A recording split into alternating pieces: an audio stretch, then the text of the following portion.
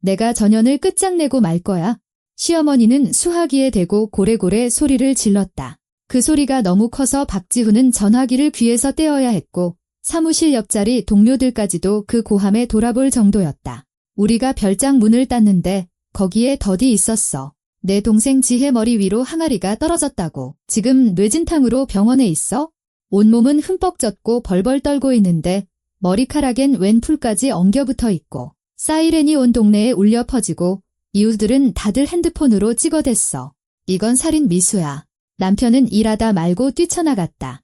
그와 그의 어머니는 전세를 얻어 살고 있는 아파트 문을 열었을 때 그 자리에 못 박힌 듯 얼어붙고 말았다. 친애하는 친구 여러분, 지금 저와 함께 계신 분들과 더 가까워지고 싶습니다. 괜찮으시다면 어디서 저희 방송을 듣고 계신지 알려주시겠어요? 제 청중에 대해 알고 싶어서요. 즐거운 시간 되시길 바랍니다. 하지만 이 모든 일이 터지기까지는 아직 시간이 많이 남아 있었다. 조용한 동화책 삽화가가 어떻게 남편의 가족을 히스테리 직전까지 몰고 갔는지 이해하려면 인내가 기적을 낳을 수 있다고 백수아가 아직 믿고 있던 1년 반 전 그 겨울로 돌아가야 했다. 지훈과 결혼하기 전 그녀는 명절을 늘 혼자 보냈다. 그 고독은 귤 한 조각처럼 달콤했다. 창가의 촛불, 낡았지만 익숙한 영화, 무릎 위에 스케치북, 종이를 스치는 연필 소리, 누구도 방해하거나 요구하거나 평가하지 않는 시간이었다. 프리랜서로 일하며 한 달에 250만 원 정도를 벌었고 명품 가방보다 고요함을 더 소중히 여기는 그녀에게는 충분한 돈이었다. 그러다 에어컨 설비 영업팀장인 지훈이 나타났다. 온갖 약속과 계획, 그리고 부산 시내 도로에서 20년간 교통경찰로 근무했던 그의 어머니 김영숙 여사와 함께 두 사람은 해운대 신시가지에 보증금 없이 월세 100만 원짜리 투룸을 얻어 반씩 부담했다. 수아는 삶이 꽤 괜찮게 자리 잡았다고 생각했다. 하지만 명절마다 그녀는 사상구에 있는 시어머니의 낡은 주공 아파트로 가야 했다. 그곳에는 발 디딜 틈도 없이 많은 사람들이 모였다. 지훈의 여동생 지혜와 남편 최인호, 사촌 이모들, 옆집 이웃까지. 그 모든 사람들이 먹고 마시고 떠드는 동안 수아는 반찬을 만들고 설거지를 하고 쓰레기를 버리며 예술하는 사람들은 세상 물정 모른다는 비아냥을 들어야 했다. 수아야, 뭘 그렇게 멍하니 서 있어? 갈빗집 안내오고. 손님들 기다리잖아. 김 여사는 마치 도로 위에서 위반 차량을 세울 때처럼 카랑카랑한 목소리로 소리쳤다. 수아는 묵묵히 끈기 있게 음식을 날랐다. 자신이 충분히 편한 사람이 되면 언젠가는 자신을 내버려 둘 것이라고 희망하면서. 하지만 그들은 그녀를 내버려 두지 않았다. 지난 겨울 또 한 번의 명절 모임에서였다. 상위의 음식이 절반쯤 비고 대화가 점점 더 시끄럽고 거칠어졌을 때 김 여사가 갑자기 젓가락으로 그녀를 가리켰다. 마치 물증을 제시하듯. 여러분, 얘 좀 보세요. 뜬구름 잡는 그림쟁이가 머리 하나 제대로 못해서 사람들 앞에 내놓기 창피할 지경이에요. 부동산 중개인 재킷을 입고 맞은편에 앉아있던 지혜가 콧방귀를 뀌었다. 엄마, 쟤는 예술가잖아. 예술가들은 그래도 돼. 두 사람은 소리내어 웃었다. 그 웃음은 끈적거리고 굴욕적이었으며 구경꾼들을 의식한 것이었다. 10명 남짓한 사람들이 그녀의 반응을 기다리며 수아를 쳐다봤다. 그녀는 지훈을 바라보았다. 그는 고개도 들지 않은 채 핸드폰 피드를 넘기고 있었다. 그 순간 마음속에서 무언가 툭 하고 끊어졌다. 낡은 피아노 줄이 끊어지듯 소리 없이 조용하게. 그날 밤 수아는 잠 못 이루고 누워 기장군에 있는 할머니의 별장을 떠올렸다. 부산에서 30km 떨어진 곳, 오낡은 창문과 아궁이가 있는 오래된 여름 별장이었다. 화장실은 밖에 있었고 물은 우물에서 길어다 썼다. 할머니는 4년 전 돌아가시며 유일한 손녀에게 이 낡은 집을 남겼다. 처음에는 이걸 어찌해야 할지 몰랐지만 점차 주말마다 그곳을 찾게 되었다. 처음에는 그저 툇마루에 앉아 숨을 고르고 할머니가 산딸기 잼을 끓이며 자신을 우리 화가님이라고 부르던 시절을 추억했다. 3년 동안 수아는 사파로 번 돈 거의 2천만 원을 이 별장에 쏟아부었다. 첫 해에는 창문을 이중창으로 바꾸고 벽에 단열재를 넣었다. 둘째 해에는 제대로 된 전기를 끌어오고 난방기와 작은 온수기를 설치했다. 셋째 해에는 실내에 바이오 정화조가 딸린 따뜻한 화장실을 만들고 벽을 편백나무로 마감했으며 새 가구를 들였다. 마당에는 정자와 바비큐 공간, 그리고 어릴 적부터 꿈꿔왔던 원통형 사우나도 생겼다. 별장은 그녀의 피난처가 되었다. 시어머니의 목소리가 닿지 않고 해가 질 때까지 그림을 그려도 누구에게 보고할 필요가 없는 곳. 하지만 남편의 가족에게 그런 피난처는 용납되지 않았다. 이에 너는 왜 그렇게 혼자만 별장에 들락거리는 거냐? 어느 날 김 여사가 지나가는 말처럼 운을 뗐다. 가족이 있잖니. 다 같이 놀러 갈 수도 있는 거고, 고기도 구워 먹고, 공기도 맑고, 내가 혈압이 있어서 의사가 자연에 좀 가라고 하더라. 거긴 방이 하나밖에 없어요. 수아는 대답했지만 논리가 통하지 않을 것임을 이미 알고 있었다. 전 거기서 일해요? 일한다고? 그림 쪼가리나 끄적이는 게 일이냐? 그러다 봄에는 지혜가 집에 놀러 왔다. 한참 동안 차를 마시며 지훈의 핸드폰에 있는 별장 사진을 들여다보더니 마침내 전문가인 양 단언했다. 부산에서 30km 거리에 사우나랑 시설 다 갖춰진 부지라. 이거 최소 3억은 나갈 텐데 그걸 혼자 차지하고 앉아있네. 그녀의 목소리에는 마치 수아가 자신의 재산을 소유하는 것이 무슨 부도덕한 짓이라도 되는 양 진심 어린 분노가 서려 있었다. 그리고 어느 날 저녁 지훈이 잔뜩 어두운 얼굴로 퇴근에 부엌에 앉아 요구했다. 별장 열쇠 줘. 왜요? 어머니가 주말에 좀 다녀오시겠대. 혈압 때문에 맑은 공기가 필요하시다고. 수아는 그의 앞에 저녁 식사가 담긴 접시를 놓고 맞은편에 앉아 차분하게 대답했다. 그 별장은 제 거예요. 혼전 재산이죠. 우린 혼전 계약서도 안 썼고요. 법적으로 이건 제 개인 재산이고 열쇠를 줄 의무는 없어요. 너 지금 무슨 소리를 하는 거야? 지훈은 마치 그녀가 외국어라도 하는 듯 쳐다봤다. 우린 가족이잖아. 남도 아니고. 어머님이 맑은 공기가 필요하시면 주말에 펜션을 빌리시거나 직접 별장을 사시면 돼요. 연금도 두둑하시잖아요. 경찰로 20년이나 일하셨는데 미쳤어. 우리 엄마야?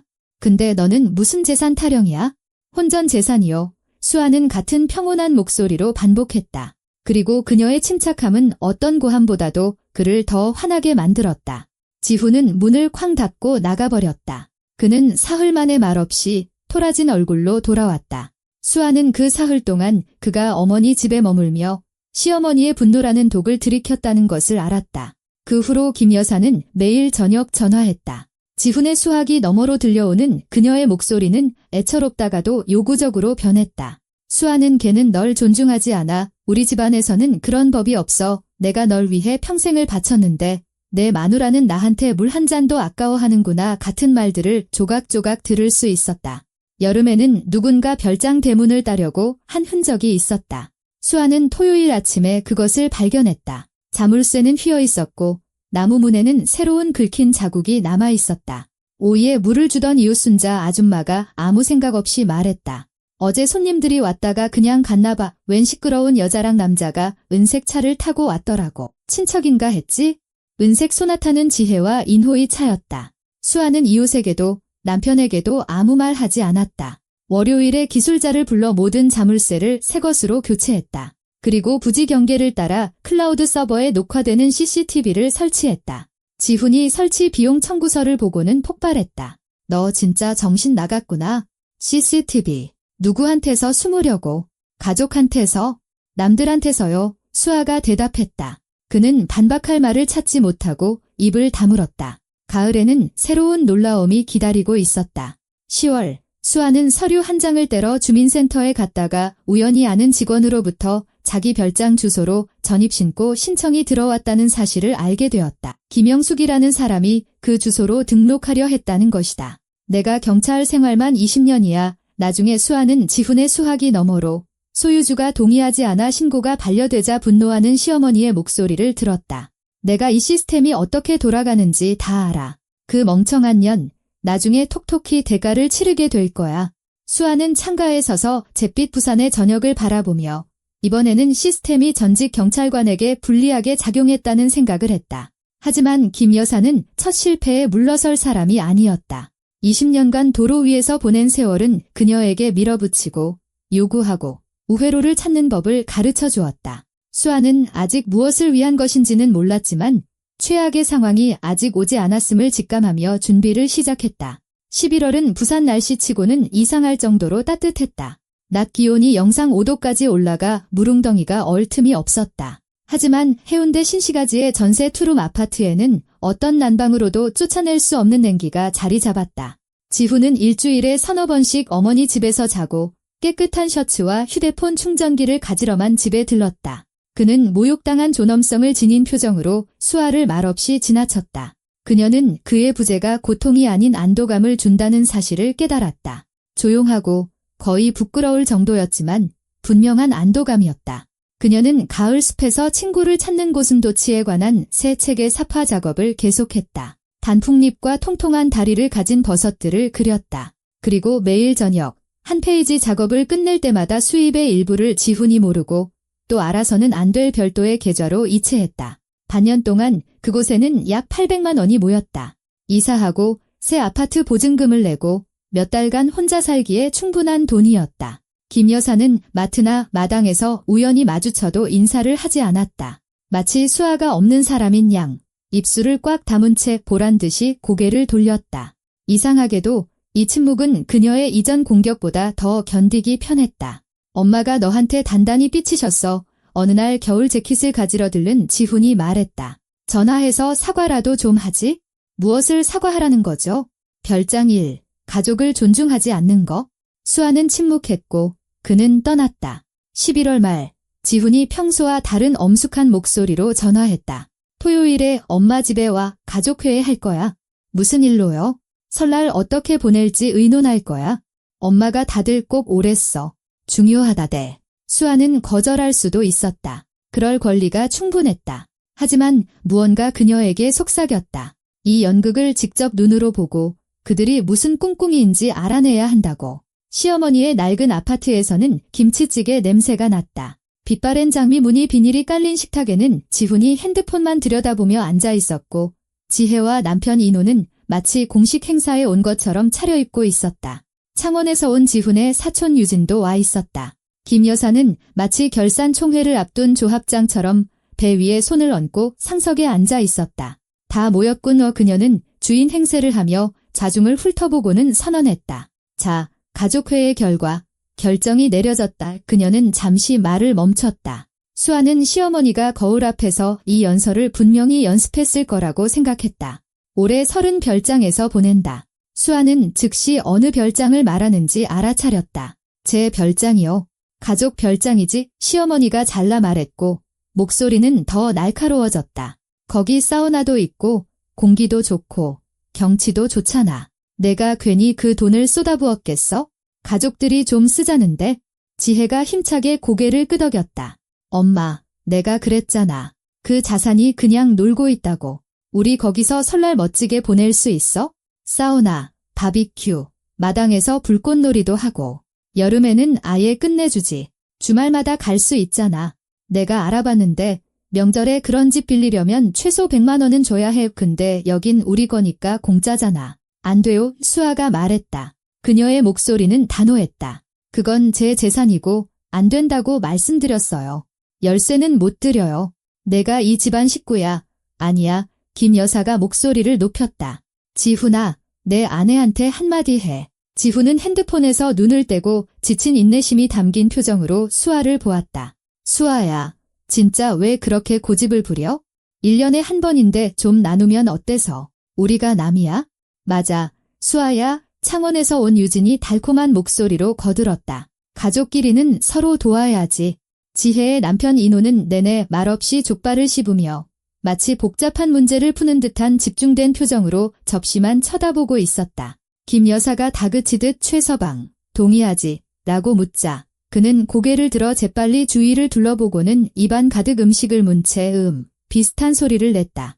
그러고는 다시 접시에 코를 박았다.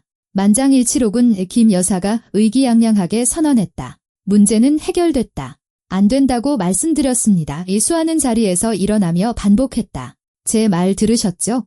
그 집은 제 집이고 제 허락 없이는 아무도 못 들어갑니다. 그녀는 현관 옷걸이에 걸린 가방을 들고 밖으로 나갔다. 등 뒤에서 시어머니의 분노에 찬 목소리가 들려왔다. 저 싸가지 좀봐에 저게 가족을 대하는 태도야. 하지만 문은 이미 닫혔다. 그날 밤 수아는 핸드폰을 끄고 커튼을 친 채 지난 몇 달간 한 번도 겪어보지 못한 깊은 잠을 잤다. 악몽도 불안도 없었다. 아침에 일어나 보니 그녀가 자는 동안 지훈이 다녀간 흔적이 있었다. 옷장에서 그의 스웨터, 청바지, 겨울 재킷이 사라져 있었다. 부엌 식탁 위에는 그의 서툰 글씨체로 휘갈겨 쓴 메모가 놓여 있었다. 정신 차리면 전화해. 그녀는 전화하지 않았다. 설날을 일주일 앞두고 저녁 차를 마시며 핸드폰 피드를 넘기던 수아는 지혜의 게시물을 발견했다. 신우이가 올린 셀카는 배경의 푸른 잎으로 보아 지난 여름 인호와 함께 별장에 침입하려 했을 때 찍은 것이 분명했다. 사진 속 지혜는 새로 만든 정자 옆에 서 있었고 그 뒤로는 원통형 사우나가 보였다. 그리고 이런 글이 적혀 있었다. 곧 우리 것 별장에서 설날 맞이 준비 중 트리와 집 모양의 이모티콘과 함께 좋아요 32개. 친척들의 열광적인 댓글이 달려 있었다. 너무 예쁘다. 부러워 죽겠네. 미리 온천욕 축하해. 수아는 스크린샷을 찍어 핸드폰의 별도 폴더에 저장했다. 사흘 뒤 김 여사에게서 메시지가 왔다. 한 달간의 침묵 끝에 온 첫 메시지였다. 시어머니는 인사도 없이 썼다. 우린 어차피 별장 갈 거다. 이건 엄마로서의 내 권리야. 내가 경찰 생활만 20년 했어. 그깟 자물쇠 따위가 날 막을 순 없어. 내가 원하든 원하지 않든. 수아는 2번 읽고 피식 우은 뒤 답장 없이 삭제했다. 시어머니가 그녀의 CCTV를 해킹하려 했다는 사실은 수다 떨기 좋아하는 이웃순자 아줌마를 통해 우연히 알게 되었다. 이야기가 너무나 어처구니 없어서 수아는 몇 주 만에 처음으로 웃음을 터뜨렸다. 김 여사는 중고 거래 사이트에서 1만 원만 주면 어떤 카메라든 문제없이 접속하게 해주겠다는 컴퓨터 기술자를 찾아 돈을 이체하고 링크를 받았다. 꼬박 하루 동안 그녀는 어떤 노부부를 감시하며 침입 계획을 세웠다. 그러다 이상한 점을 발견했다. 화면 속에는 무릎까지 눈이 쌓여 있었지만 부산에는 아직 눈이 오지 않았던 것이다. 알고 보니 그 별장은 경기도에 있는 것이었다.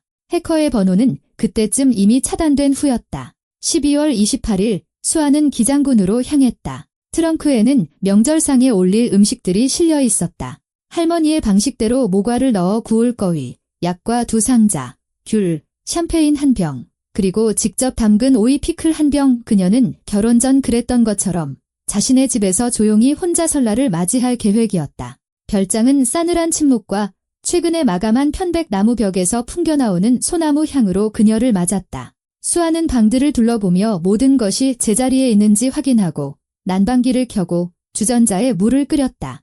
그러다 낡은 찬장 앞에 멈춰 섰다. 그곳에는 할머니의 커다란 롯데야가 놓여 있었다. 좋기 20리터는 되어 보이는 쇳덩이처럼 무거운 것이었다. 여름 저녁, 해가 소나무 뒤로 넘어갈 때면 할머니는 그곳에 쑥을 띄운 물을 받아 손님들의 발을 씻겨주곤 했다.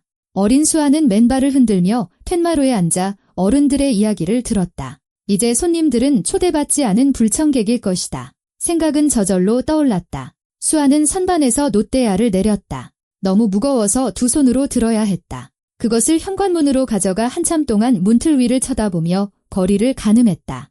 그러고는 창고에 가서 할머니가 이불을 넣을 때 쓰던 낡은 빨랫줄을 가져왔다. 작업은 1시간 정도 걸렸다. 그녀는 롯데야를 문 위 2개의 고리에 고정시키고 빨랫줄을 안쪽 문고리에 묶었다. 문이 밖으로 열릴 때 줄이 팽팽해지면서 롯데야가 고리에서 떨어지도록 우물에서 길어온 차가운 물로 롯데야를 채우고 무게를 더하기 위해 돌멩이 몇 개와 말린 쑥 한 줌을 넣었다. 할머니가 늘 그렇게 하셨던 것처럼 근처에는 사이렌과 연결된 움직임 감지 센서를 설치하고 3번이나 작동을 확인했다. 모든 것이 완벽했다. 두려움도 의심도 없었다. 오직 옳은 일을 하고 있다는 차분한 확신만이 있었다. 짐을 챙긴 수아는 집을 잠그고 도시로 돌아왔다. 오는 길에 휴게소에 들러 뜨끈한 호빵 하나를 먹고 티백으로 우린 차를 마셨다. 직원에게 팁으로 5,000원을 남겼다. 직원은 놀란 듯 눈썹을 치켜떴지만 수아는 이미 재킷을 여미며 밖으로 나가고 있었다.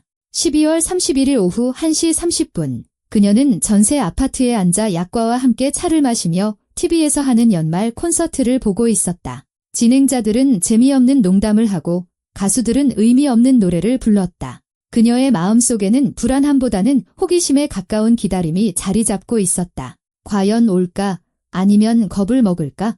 전화벨이 울린 것은 오후 1시 47분이었다.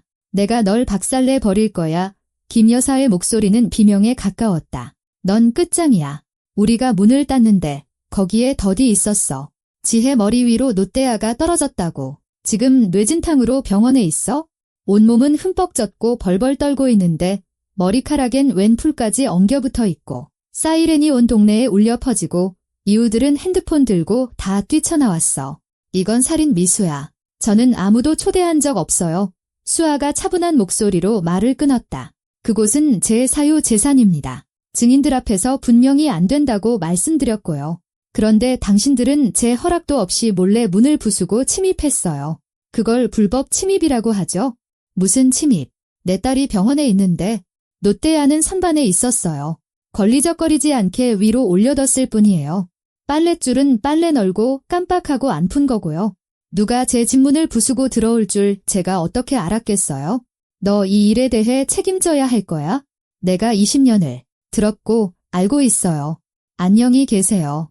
어머님. 수아는 전화를 끊고 식은 차를 마저 마신 뒤 노트북을 열어 출판사에서 온 주문을 확인했다. 시립병원 응급실. 지혜는 머리에 붕대를 감은 채 침대에 누워 있었다. 그녀에게서는 쑥냄새가 났다. 말린 잎사귀들이 머리카락에 엉겨붙어 있었고 그것을 빗어내려던 간호사는 고개만 저을 뿐이었다. 시누이가 명절을 보내겠다며 입고 온 밍크코트는 흠뻑 젖어 라디에이터에 걸려 있었고 축축한 모피에서 나는 무거운 냄새를 풍기고 있었다. 어떻게 된 일인지 말씀해 주세요. 희끗한 콧수염을 기른 나이든 당직 의사가 차트를 작성하며 물었다. 노떼아가 머리에 떨어졌어요. 노떼아요. 의사는 간호사와 눈을 마주쳤다. 어쩌다 그렇게 됐습니까? 본인 집 문을 열다가요? 지혜는 천장만 바라보며 말이 없었다. 제가 묻잖습니까? 본인 집이었나요? 침묵. 그때 복도에서 요란한 발소리가 들리더니 코트 단추도 잠그지 않은 김 여사가 진찰실로 뛰어들어왔다. 이건 살인 미수예요. 경찰 불러주세요. 제가 경찰 생활만 20년입니다. 의사는 동요하지 않고 안경 너머로 그녀를 쳐다보았다. 경찰은 부를 수 있습니다. 하지만 그러려면 따님이 어떻게 남의 집에 가 있었는지 설명하셔야 할 겁니다. 그 별장, 따님 소유가 아니지 않습니까? 김 여사는 입을 벌렸다가 다물었다. 의사 등 뒤에서 간호사가 환자 차트로 얼굴을 가렸지만 그녀의 어깨는 들썩이고 있었다. 우리는 가족. 시어머니는 말을 시작했다가 오랜 세월 만에 처음으로 할 말을 찾지 못하고 말을 멈췄다. 지혜가 침대에서 나지막이 신음했다. 그 신음에는 고통보다 깨달음이 더 많이 섞여 있었다. 그들은 남의 것을 몰래 허락 없이 차지하러 왔다가 품위 있게 빠져나갈 수 없는 덫에 걸리고 만 것이다. 전화가 온 지 40분 후 전세 아파트 문을 누군가 격렬하게 두드리기 시작했다. 수아는 무엇을 보게 될지 이미 알고 있었기에 서두르지 않고 문을 열러 갔다. 지훈과 김 여사가 문 앞에 서 있었다. 둘 다 얼굴이 붉게 상기되고 숨을 헐떡이고 있었다. 그리고 둘 다 그 자리에 못 박힌 듯 얼어붙었다. 문턱을 넘자마자 보인 아파트의 절반이 텅 비어 있었기 때문이다. 집주인의 가구는 그대로 있었지만 이곳을 집으로 만들어주던 모든 것이 사라져 있었다. 벽에 걸린 그림들, 책, 그림 도구, 노트북, 식기, 커튼까지. 수아의 작업 공간은 횡한 구멍처럼 비어 있었다. 옷장에는 지훈의 옷만 걸려 있었다. 문 옆에는 여행 가방 2개와 종이 상자 3개가 놓여 있었다. 이게 뭐야? 지훈이 겨우 쥐어짰다. 너 어디 가려고? 이사 가요. 이 집은 전세고 1월 말까지 제 몫의 월세는 다 냈어요. 다음은 알아서 해요. 혼자 100만 원 내고 살든가 아니면 엄마 집으로 돌아가든가. 이혼 서류는 명절 지나고 낼게요. 김 여사가 겨우 정신을 차렸다. 내가 이게 그냥 넘어갈 것 같아? 내 딸이 병원에 있는데 내가 고소장 쓸 거야. 쓰세요.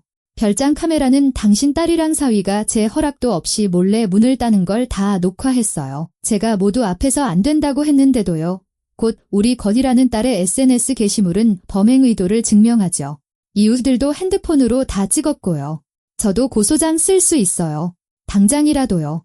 너, 시어머니는 숨이 막혔다. 내가 너를. 수아는 핸드폰을 꺼내 카메라를 켰다. 기록을 위해 다시 한번 말씀해 주세요. 뭘 하실 거라고요? 김 여사는 입을 다물었다. 지훈이 어머니의 팔꿈치를 잡았다. 가요, 엄마. 여기서 나가요. 그들은 문도 닫지 않고 떠났다. 수아는 계단에서 시어머니가 내가 전현을 끝장낼 거야 라고 씩씩거리는 소리를 들었다. 하지만 그 목소리는 이제 위협적이라기보다는 처량하게 들렸다. 1시간 뒤 수아를 데리러 택시가 왔다. 그녀는 여행 가방과 상자들을 싣고 2년 동안 살았던 아파트를 마지막으로 둘러본 뒤 안도감 외에는 아무것도 느끼지 못한 채 문을 닫았다. 부산 외곽에 있는 친정집에서는 샐러드 냄새와 오래된 장식들로 꾸며진 크리스마스 트리의 소나무 향이 났다. 어머니는 말없이 그녀를 꼭 안아주었다. 아버지는 안락의자에 앉은 채 고개를 끄덕였다. 그래, 잘했다. 진작 그랬어야지. 그들은 셋이서 새해를 맞았다. 샴페인, 귤, 그리고 TV에서 하는 나 홀로 집에. 새벽 2시에 지훈에게서 메시지가 왔다. 너 후회하게 될 거야. 수아는 다 읽지도 않고 삭제하고 벽에 아직도 자신의 어릴 적 그림들이 걸려있는 옛날 방으로 잠자러 갔다. 이혼은 반년이나 걸렸다. 복잡해서가 아니라 지훈이 마지막까지 아내가 정신을 차릴 것이라고 희망했기 때문이다. 김 여사는 지혜의 부상에 대한 보상을 받으려 했고 법원과 경찰을 들먹이며 위협했지만 변호사가 금방 상황을 설명해 주었다. 카메라는 불법 침입을 기록했고 SNS 게시물은 의도를 증명하며 만약 재판까지 가게 되면 주거침입죄로 오히려 지혜가 기소될 것이라고. 사건은 조용히 묻혔다. 지훈은 별장에 대한 권리를 주장하려 했지만 서류는 흠잡을 데가 없었다. 혼전 재산이었고 수리비 영수증도 모두 보관되어 있었다. 판사는 거의 동정 어린 눈으로 그를 쳐다보았다. 젊은이, 당신에게는 아무런 근거가 없어요? 전혀. 5월에 이혼이 확정되었다. 수아는 광안리 근처에 보증금 없이 월세 80만 원짜리 원룸을 얻었다. 부산에 있는 길벗 출판사에 정규직 사파가로 취직했고 월급은 프리랜서로 벌던 것보다 거의 1.5배 많은 350만 원이었다. 타인의 요구라는 짐을 벗어던진 삶은 놀랍도록 가벼웠다. 여름, 그녀는 겨울의 사건 이후 처음으로 별장으로 돌아왔다. 마을에 가까워지자 마음이 불안했지만 이웃순자 아줌마가 담장으로 달려나오며 기쁘게 소리쳤다. 수아씨, 살아있었네. 우리가 겨울에 여기서 별꼴을 다 봤잖아. 물에 젖은 밍크코트를 입고 머리에 쑥을 꽂은 지혜의 영상이 동네 단톡방에 전부 퍼져 지역의 유머거리가 되었다는 사실을 알게 되었다. 그 뒤로는 아무도 별장에 얼씬도 안 하더라. 근데 그 노떼아는 어떻게 했어? 순자 아줌마가 장난기 어린 눈으로 물었다. 멀리 치워뒀어요. 수아가 미소 지었다. 그녀는 집 문을 열고 바닥을 닦고 새 커튼을 걸었다. 추락으로 찌그러진 노떼아는 정원 구석으로 가져가 낡은 사과나무 아래에 묻었다. 비가 온 뒤라 흙은 부드러웠다. 안녕의 수아는 생각했다. 그동안 수고했어. 전 남편 가족에게 무슨 일이 일어나는지는 공통된 지인들을 통해 우연히 들었다. 상황은 그다지 유쾌하지 않았다. 지훈은 재혼하지 못하고 어머니의 낡은 아파트로 돌아가 살았다. 그들은 매일 싸웠다. 김 여사는 아들을 신병처럼 다뤘고 그는 대들며 술에 취해 들어오는 날이 잦아졌다. 사람이 완전 달라졌어. 지훈의 전 직장 동료가 카페에서 말했다. 늙고 수척해지고 그 엄마는 아주 이성을 잃었더라. 지혜의 경우는 더 흥미로웠다. 뇌진탕 후 몇 달간 병가로 쉬면서 머릿속에서 무언가 바뀌어 버렸다. 한 푼 한 푼 따지기 시작했고 엄마 때문에 수입과 건강을 잃었다고 불평했다. 그러다 김 여사가 새 TV를 사려고 모아둔 돈 100만 원을 지갑에서 훔쳤다. 어머니에게 들켜서 이웃이 경찰을 부를 정도로 큰 싸움이 벌어졌다. 지혜는 엄마가 날 그 노떼아 밑으로 밀어넣은 거나 마찬가지야. 엄마 탓이야. 라고 소리쳤고 김 여사는 내가 널 어떻게 키웠는데 이 도둑년아 라고 맞받아쳤다. 늘 말없이 고개만 끄덕이던 인호는 마침내 이혼 소송을 내고 창원에 있는 부모님 집으로 가버렸다. 복종과 공동의 적을 기반으로 유지되던 가족은 그 적이 사라지자마자 안에서부터 무너져 내렸다. 수아는 이 모든 이야기를 듣고 고소함이 아닌 옅은 연민이라는 이상한 감정을 느꼈다. 하지만 그 연민은 너무나 미미해서 아무 의미도 없었다. 9월에 어머니가 전화했다. 수아야, 소개팅 한번 해봐. 우리 옆집 박 여사님 조카인데 착한 총각이야. 수의사래. 동물도 좋아하고 그냥 커피나 한 잔 마셔봐. 응? 엄마, 나 아직 준비 안 됐어. 그냥 커피 한 잔만. 엄마 봐서 딱 한 번만. 강우진은 35살쯤 되어 보이는 선한 눈과 3일 정도 기른 수염을 가진 차분한 남자였다. 그는 데이트에 누룽지라는 이름의 웰시코기 한 마리를 데리고 나왔다. 길에서 강아지 일대 주워 치료해주고 자기가 키우게 되었다고 했다. 누룽지는 즉시 수아의 발치에 자리를 잡고 잠이 들었다. 이 뻔뻔한 녀석 때문에 미안해요. 우진이 웃었다. 누가 마음에 드는지 자기가 정해요. 저는 그냥 목줄만 잡고 다니는 거고요. 그 녀석의 선택이 영광인데요. 수아가 웃었다. 그들은 3시간 동안 이야기를 나눴다. 그는 수의사로서 겪은 재미있는 일들을 이야기했고 그녀는 동화책 사파에 대해 이야기했다. 대화가 끝날 무렵 그가 물었다. 그런데 정말 혼자 도시 외곽 별장에 산다고요? 무섭지 않아요. 수아가 미소 지었다. 전혀요. 저희 집 자물쇠가 아주 좋거든요. 우진은 설명을 요구하지 않고 웃으며 커피를 더 주문했다. 다음 해 설날 수아는 별장에서 새해를 맞았지만 혼자가 아니었다. 12월 30일에 부모님이 오셨다. 아버지는 오자마자 눈을 치우기 시작했고 어머니는 부엌에서 분주하게 움직였다. 아궁이에 불을 지피고 어릴 적 장식들로 트리를 꾸몄다. 수아는 할머니의 방식대로 모과를 넣은 거위 요리를 준비했다. 황금비드로 구워진 거위가 식탁에 오르자 어머니는 눈물을 글썽였다. 내 할머니가 하시던 거랑 똑같네. 자정. 그들은 잔을 부딪혔고 아버지가 간단하게 말했다. 우리 딸, 잘 버텨낸 걸 축하한다. 부모님은 새벽 2시에 잠자리에 들었고 수아는 한참 동안 창가에 앉아 눈 덮인 정원을 바라보았다. 1년 전 그녀는 이곳에 혼자 있었고 덫을 놓고 있었다. 하지만 이제 집은 온기로 가득했다. 1월 1일 아침 대문으로 차 한 대가 들어섰다. 우진은 새해 전야에 동물병원에서 당직을 섰다. 누군가는 반짝이 장식을 삼킨 고양이들을 구해야 했으니까 이제 그는 누룽지와 뜨거운 커피가 든 보온병 그리고 케이크를 들고 온 것이었다. 새해 복 많이 받으세요. 그가 그녀의 뺨에 입을 맞추며 말했다. 불꽃놀이 없이 와서 미안해요. 불꽃놀이는 과대평가됐어요. 하지만 커피는 아니죠. 그들은 눈 덮인 마당으로 나갔고 누룽지는 귀까지 푹푹 빠지는 눈 속으로 뛰어들었다.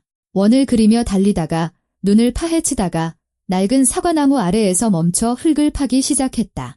저기서 뭘 찾은 거지? 우진이 의아해했다. 수아가 가까이 다가갔다. 눈 아래에서 찌그러진 노쇠의 가장자리가 보였다. 그건 건드리지 마. 그녀가 코기의 목줄을 잡아당기며 말했다.